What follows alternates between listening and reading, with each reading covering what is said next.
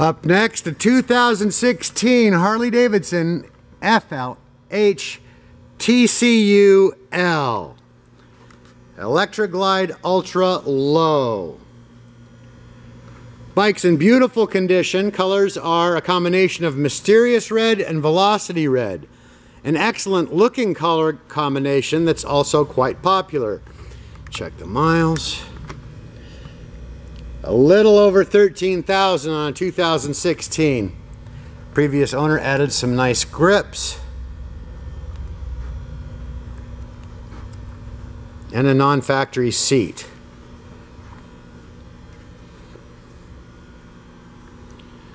Previous owner also took incredibly great care of it. Then it gets to Jamie in our detail department and it comes out, God, be hard pressed not to say this is a new bike. Come on out to North County Indian Motorcycle in San Marcos and test ride this two-tone red beauty today.